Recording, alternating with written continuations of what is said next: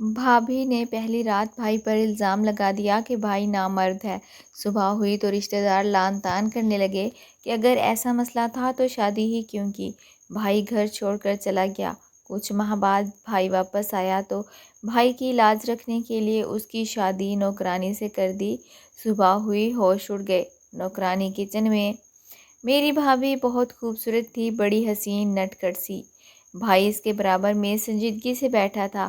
میں نے تو سوچا تھا بھائی اس شادی سے بہت خوش ہوں گے، مگر جیسے جیسے شادی کے دن قریب آنے لگے تو بھائی کے چہرے پر ایک عجیب سی بے چینی دکھائی دینے لگی۔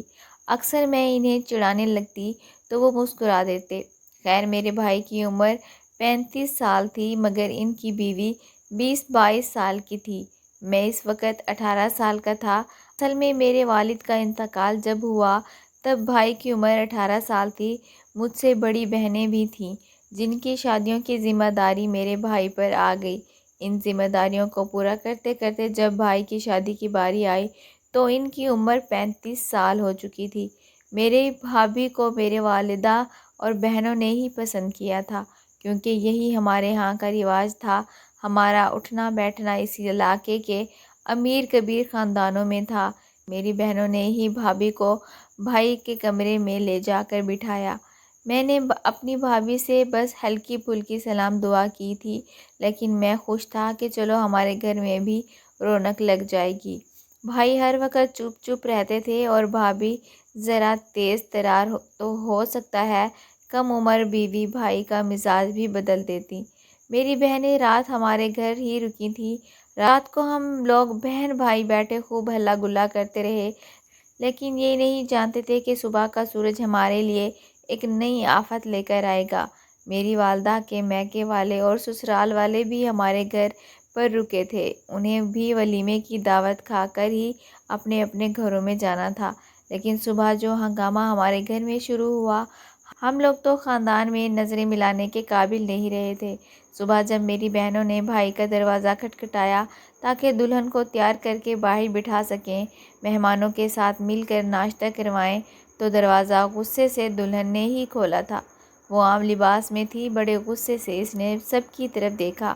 میری بہن نے اسے پھر بھی مسکرا کر کہا کہ سدا خوش رہو، آباد رہو۔ وہ کہنے لگی، ہٹو پیچھے، تم کیا شروع ہو گئی ہو، مجھے تمہارے بھائی کے ساتھ رہنا ہی نہیں ہے۔ یہ سننا تھا کہ ہم سبھی پریشان ہو گئے۔ وہ کمرے سے باہر نکل کر لاؤنج میں کھڑی ہو گئی۔ کہنے لگی، بلاؤ میرے گھر والوں کو ابھی کی ابھی، میں یہاں نہیں رہنا چاہتی، مجھے اپنے گھر جانا ہے۔ یہ سن کر سبھی پریشان ہو گئے۔ میری والدہ اس کے پاس گئیں اور کہنے لگی، بیٹا کیا بات ہے؟ عبدالرحمن نے کچھ کہہ دیا تم سے؟ مجھے بتاؤ۔ وہ کہنے لگی کہ میں اب آپ کو کیا بتاؤں، بتانے کے قابل بات ہو تو اس کا ذکر بھی کروں، لیکن بس میں یہاں نہیں رہ سکتی، نہ اس گھر میں نہ اس شخص کے ساتھ۔ ہم سبھی یہ سن کر بڑے پریشان تھے کہ آخر وجہ کیا ہوگی۔ بھائی کمرے سے باہر آئے تو نظریں جھکائے کھڑے تھے جیسے کہ کوئی مجرم کھڑا ہو۔ میری والدہ نے بھائی سے پوچھا کہ کیا بات ہے؟ تو کہنے لگے، مجھے نہیں معلوم، اسی سے پوچھ لیں۔ خاندان کی سبھی عورتیں اکٹھی ہو گئیں اور بھابھی سے بھی وجہ پوچھنے لگیں کہ ابھی کل ہی تو تمہیں بیاہ کر لائے ہیں اور تم ہو کہ آج ہی فساد ڈال کر بیٹھ گئی ہو۔ چھوٹی موٹی بات اگر تمہارے شوہر نے تم سے کہہ ہی دی ہے تو ضروری نہیں کہ تم یوں تماشا لگا کر بیٹھ جاؤ۔ سب کو لگا کہ شاید بھائی نے اسے سخت لہجے میں یہ کہا ہوگا کہ میرے گھر والوں کے ساتھ اچھے سے رہنا، ان کے ساتھ بدتمیزی سے پیش مت آنا، سب کے ساتھ بنا کر رکھنا، میرے ماں جب گھر آئیں تو انہیں اچھے سے پوچھنا، بس یہی چند باتیں ہوتی ہیں جو شوہر اپنی بیوی سے کہتا ہے۔ کہنے لگا کہ شاید لڑکی زبان کی تیز ہے، مزاج کی بھی تیز ہے، اس لیے ان باتوں پر اکھڑ گئی ہے، لیکن بات کچھ اور ہی تھی۔ وہ کہنے لگی کہ آپ کا بیٹا اس قابل ہی نہیں ہے کہ میں اس کے ساتھ زندگی گزاروں۔ یہ کہنا تھا کہ میری والدہ کا چہرہ سرخ ہو گیا۔ کہنے لگی، شرم نہیں آتی تمہیں یہ بات کرتے ہوئے؟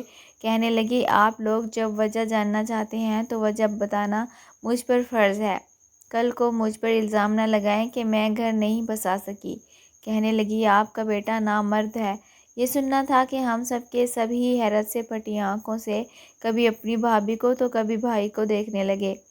ایسی باتیں ہم نے آج تک کبھی کسی عورت کے منہ سے نہیں سنی تھیں جو وہ کہہ رہی تھی۔ کچھ ہی دیر میں بھابھی کے گھر والے ناشتہ لے کر آئے تھے۔ جیسا کہ رسم و رواج میں ہوتا ہے کہ دلہن کے گھر والے دولہا کے گھر میں صبح کا ناشتہ لاتے ہیں، لیکن جیسے ہی انہوں نے گھر میں یہ تماشا دیکھا تو غصے سے لال پیلے ہونے لگے۔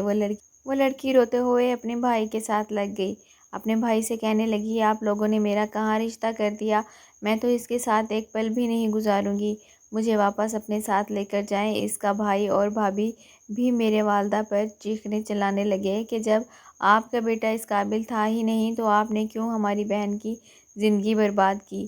ہم تو سمجھ نہیں پا رہے تھے اس مسئلے کا کیا حل نکالیں۔ جو وہ کہہ رہی تھی وہ سچ تھا کہ نہیں، یہ اس بات کا علم تو ہمیں بھی نہ تھا۔ ہمیں حیرت یہ تھی کہ بھائی چپ کیوں تھے۔ تو بولنا چاہیے تھا، کیونکہ ہمیں نہیں لگتا تھا کہ ہمارے بھائی میں کوئی ایسا عیب بھی تھا، لیکن وہ خاموش تھے۔ جب ہم نے بھائی سے پوچھا تو وہ کہنے لگے کہ میں کچھ نہیں جانتا، وہ نہیں رہنا چاہتی تو اسے جانے دو۔ ہم نے کہا وہ آپ پر بہت بڑا الزام لگا رہی ہے۔ یہ سن کر میرے بھائی کی آنکھوں میں نمی آئی تھی، کہنے لگے کوئی بھی عورت اتنا بڑا الزام نہیں لگا سکتی۔ یہ کہہ کر بھائی نے اپنے کمرے میں جا کر دروازہ بند کر لیا۔ ہم سبھی پریشان ہو گئے تھے۔ وہ لڑکی اپنے بھائی اور بھابھی کے ساتھ واپس چلی گئی، لیکن رشتہ داروں نے ہماری زندگی اجیرن کر کے رکھ دی۔ کہنے لگے شرم نہیں آئی ایک معصوم لڑکی کی زندگی برباد کرتے ہوئے؟ ارے پہلے بیٹے سے پوچھ لیتے کہ وہ اس قابل ہی ہے کہ نہیں، جتنے منہ اتنی باتیں۔ میرے والدہ تو شرم سے نظریں نہیں اٹھا پا رہی تھیں، اور میری بہنیں، ان کے شوہر اور سسرال والے بھی اس وقت وہیں تھے۔ وہ تو یوں تھے کہ جیسے بنا جرم کے مجرم ٹھہرے گئے ہوں۔ ان کی ساس اور شوہر انہیں گھر گھور گھور کر دیکھ رہے تھے۔ ان سب کی نظروں میں ہم برے بن چکے تھے۔ سب رشتہ دار ہمیں تانے تناشے دے کر ان سب کی نظروں میں ہم برے بن چکے تھے۔ سب رشتہ دار ہمیں تانے تشنے سنا کر اپنے گھروں میں چلے گئے۔ والدہ جو پھوٹ پھوٹ کر رونے لگیں۔ بہنیں بھی اپنے گھر واپس جا چکی تھیں۔ یقیناً انہیں بھی اپنے شوہر اور سسرال والوں کا رویہ برداشت کرنا پڑتا۔ مجھے بھائی پر غصہ آ رہا تھا کہ وہ کیوں چپ ہے۔ اب ایسی کوئی بات تھی تو وہ شادی سے پہلے بتا دیتے۔ میں نے بھائی کا دروازہ کھٹکھٹایا اور کہا کہ باہر آئیں، میں نے آپ سے بات کرنی ہے۔ کچھ دیر بعد بھائی باہر آئے تو لیکن ان کے ہاتھ میں ان کا بیگ تھا۔ جب چپ چاپ خاموشی سے وہ گھر سے باہر نکل گئے، میں پوچھتا ہی رہ گیا کہ آپ کہاں جا رہے ہیں، ہمارے سوالوں کا جواب تو دیں۔ لیکن انہوں نے کچھ بھی نہ کہا اور چلے گئے۔ میں یہ بھی نہیں جانتا تھا کہ وہ گئے کہاں ہیں۔ میری والدہ کو میرے بھائی پر اتنا غصہ تھا کہ انہوں نے کہا کہ جانے دو اسے، اس نے تو میری پوری برادری میں عزت ہی خراب کر کے رکھ دی جو میں نے برسوں سے بنائی ہوئی تھی۔ اگر ایسا کوئی مسئلہ تھا مجھے بتا دیتا۔ اس کے لیے کی سزا میری بیٹیاں بھگتیں گی اور تم بھگتو گے۔ تمہیں بھی کوئی رشتہ نہیں دے گا۔ سب یہی کہیں گے کہ جب بڑا بھائی عیبدار تھا تو چھوٹا بھی ایسا ہی ہوگا۔ مجھے اپنی فکر نہ تھی، ہاں لیکن بہنوں کی وجہ سے میں پریشان تھا۔ بیچاری بہنیں آنسو پونچھتے ہوئے گھر سے نکلی تھیں۔ نہ جانے اب اس کے سسرال والے انہیں کیا باتیں سناتے۔ امی وہیں پر بیٹھی بار بار بھائی کو کوس رہی تھی۔ ان کی آنکھوں میں آنسو تھے۔ کہنے لگی کہ میں تو عبد الرحمن کو سمجھتی تھی کہ ہمیشہ میرا سر یوں ہی فخر سے بلند رکھے گا، مگر اس نے تو نہ جانے مجھ سے کون سی دشمنی نکالی کہ پوری برادری میں میرا سر ہی جھک کر رہ گیا۔ نہ صرف اس برادری میں بلکہ بہو جس گھر سے آئی ہے اس کے پورے خاندان کو بھی پتہ چل جائے گا، سو باتیں ہوں گی۔ یہ سب سننے سے اچھا تھا کہ میں مر ہی جاتی۔ میری امی کی حالت غیر ہو رہی تھی اور میں الگ سر پکڑے بیٹھا تھا کہ امی کو کیسے سمجھاؤں، بھلا وہ اس بات کے بدلے میں بھائی کی ساری اچھائیاں کیسے بھول سکتی ہیں۔ اول تو ابا کے جانے کے بعد بھائی نے اس گھر کی ساری ذمہ داریاں اٹھائی تھیں۔ وہ خود پڑھائی چھوڑ کر ہماری پڑھائیوں کے خرچے پورے کرتے رہے۔ پھر سب سے بڑے تھے، شادی کی عمر بھی ہو چکی تھی، انہوں نے اپنے بجائے اپنے بہنوں کی جہیز کے لیے پیسے جوڑنا شروع کیے۔ پھر ساری بہنوں کو بیاہ کر اپنے گھر کیا، اور اب جب ان کی اپنی باری آئی تو ایک غلطی کے بدلے میں امی ان کی ساری اچھائیاں بھول بیٹھی تھیں۔ میں اس وقت اگر امی کو کچھ کہتا تو وہ مجھے ہی باتیں سنانے لگتیں۔ شاید ایسا کہہ کر وہ اپنے دل کا غبار نکال لیں اور ٹھنڈے دماغ سے سوچیں تو انہیں کچھ سمجھ آ جائے۔ یہی سوچ کر میں خاموش ہو گیا۔ امی کا بلڈ پریشر ہائی ہو چکا تھا، وہ تو سر پکڑے وہیں صوفے پر گر چکی تھیں۔ میں نے فوراً نوکرانی کو آواز دی جو کب سے دروازے پر کھڑی یہ سارا منظر دیکھ رہی تھی۔ میری آواز سن کر بھاگی بھاگی امی کے کمرے میں آ گئی اور ان کے بلڈ پریشر کے دوا لے کر چلی آئی۔ پھر اس نے اور میں نے ہی اماں کو ان کے کمرے تک پہنچایا تھا۔ جیسے ہی میں کمرے سے باہر نکلا تو وہ بھی سیدھا کچن کی جانب جا رہی تھی کہ کچھ سوچتے ہوئے میں نے اسے روکا۔ میرے بلانے پر وہ ٹھٹکی تھی، پھر مجھے دیکھ کر کہنے لگی، جی صاحب جی کوئی کام تھا؟ میں نے ایک کڑی نظر اس پر ڈالی۔ آج سے پہلے میں نے کبھی بھی گھر میں کام کرنے والی نوکرانی کو مخاطب نہیں کیا تھا، نہ ہی کبھی ضرورت پڑی تھی، مگر آج میں نے اسے مخاطب کر کے کہا کہ اس گھر میں جو کچھ ہوا تھا تم سب کچھ جانتی ہو، لیکن اگر تم نے یہ بات مزید باہر لوگوں میں پھیلا کر ہمارے خاندان کی بدنامی میں حصہ ڈالا تو تمہارے لیے اچھا نہیں ہوگا۔ میری بات سن کر وہ گھبرا سی گئی تھی، کہنے لگی، آپ فکر مت کریں صاحب جی، میں اس کے بارے میں کسی کو کچھ نہیں بتاؤں گی، آخر آپ کا نمک کھایا ہے، آپ کی عزت میری عزت ہے۔ میں نے یہ سنا تو سر جھٹک کر وہاں سے چلا گیا۔ عموماً ایسی نوکرانیاں ہی ہوتی ہیں جو ایک کے ساتھ 10 لگا کر لوگوں میں پھیلاتی ہیں۔ امی اور بہنوں کو تو پرواہ نہ تھی، امی کو بہنوں کی فکر تھی اور بہنوں کو اپنے سسرال والوں کی، جبکہ مجھے اس وقت بھائی کی شدید فکر ستا رہی تھی۔ 2 دن ہو چکے تھے مگر وہ ابھی تک گھر واپس نہیں آئے تھے۔ میں ان کے موبائل پر کال کرتا تو کال کاٹ دیتے، امی کو کہا مگر امی نے تو فوراً انکار کر دیا، کہنے لگیں کہ ہرگز نہیں، میں ایسا کچھ بھی نہیں کرنے والی، اس نے میری ناک کٹوا دی ہے، میں تو کسی بھی قیمت پر اسے فون نہیں کرنے والی۔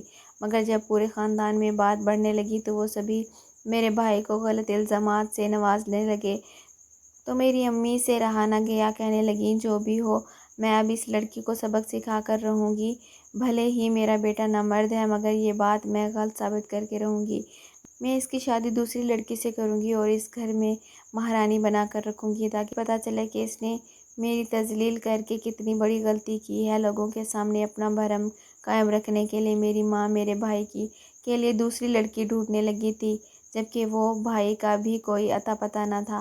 آخر ایک روز مجھے ان کے ایک دوست سے پتہ چلا کہ وہ ان کے فلیٹ میں کئی ہفتوں سے رہ رہے ہیں، وہاں پر کسی کو بھی جانے کی اجازت نہیں ہے۔ میں نے یہ سنا تو بھائی کے پاس چلا گیا، میں ان کے گلے لگ کر رونے لگا تھا کہ کہاں واپس چلے مگر انہوں نے صاف انکار کر دیا۔ آخر کار اماں کو کہا تو انہوں نے بھائی کو سختی سے واپس گھر آنے کا کہا۔ اب تو ان کا غصہ بھی کچھ حد تک کم ہو چکا تھا۔ آخر امی کے کہنے پر بھائی گھر واپس چلے آئے اور امی نے صاف صاف لفظوں میں بھائی سے بات کی کہ یہ اگر ایسا کچھ تھا تو تم مجھے پہلے ہی بتا دیتے، کم از کم ہماری یوں تذلیل تو نہ ہوتی۔ بھائی اس کے باوجود خاموش تھا، خاموشی سے اپنے کمرے میں چلا گیا۔ امی اسے فیصلہ سنا چکی تھیں کہ وہ اب اس کی دوسری شادی کروائیں گی اور کسی ایسی لڑکی سے کروائیں گی جو منہ سے بالکل لب سیلی ہو۔ بھائی کہنے لگا کہ یوں کیوں اپنی مزید تذلیل کروانے پر تلی ہوئی ہیں، میں ہرگز دوسری شادی نہیں کروں گا، نہ ہی پورے خاندان میں ذلیل ہونے کے بعد کوئی مجھے اپنی بیٹی دے گا۔ میری ماں خاموش ہو چکی تھی، اس وقت تو کچھ نہ بولیں، مگر اگلے روز جو بات انہوں نے کہی وہ سن کر تو میرے ہوش اڑ گئے۔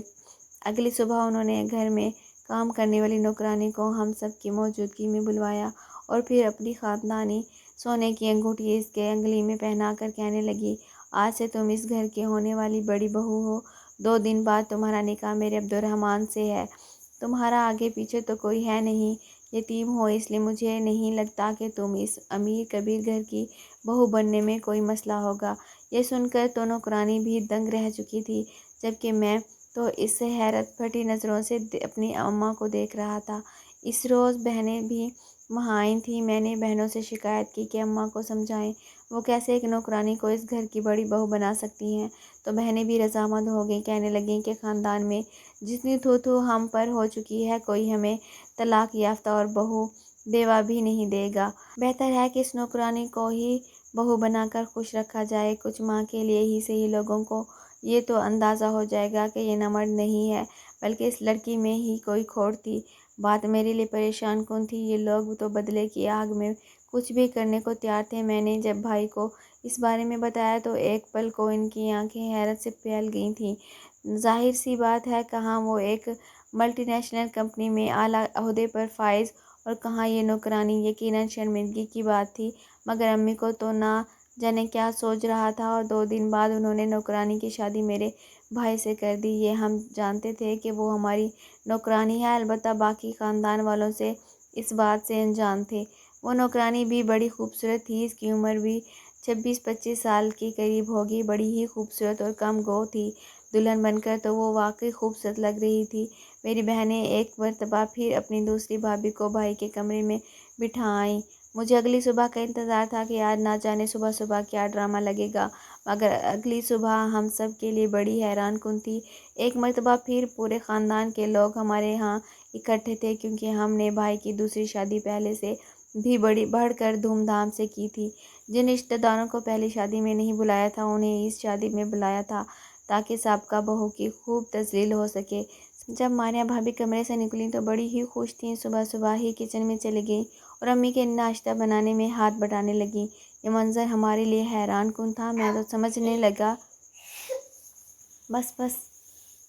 یہ منظر ہمارے لیے بڑا حیران کن تھا، میں تو سمجھنے لگا کہ شاید غریب گھر کی تھی، اتنی امیر گھر کی بڑی بہو بن گئی ہے تو خوش ہوگی۔ ولیمہ بھی دھوم دھام سے کیا گیا۔